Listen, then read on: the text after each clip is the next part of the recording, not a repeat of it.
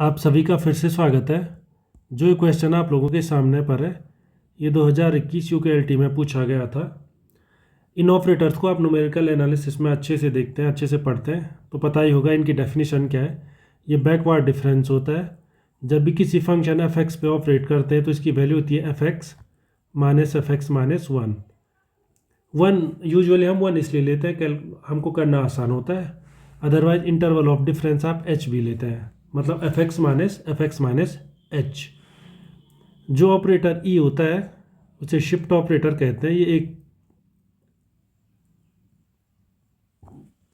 इतना कर देता है, किसी को भी एक कदम आगे भेज देता है। तो इस हिसाब से ई इनवर्स कितना कर लेगा, किसी फंक्शन को एक कदम पीछे खींच लेगा।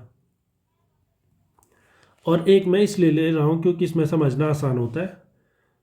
जनरल केस में हम एच लेते हैं, इंटरवल ऑफ डिफरेंस एच लेते हैं, इसे इंटरवल ऑफ डिफरेंस कहते हैं। तो ई इनवर्स कितना होता है, इतना। तो अब ये क्वेश्चन आपके सामने पर है। तो जो backward difference of F x हो गया वो कितना हो गया, एक तो एफ एक्स है और minus F x minus one है।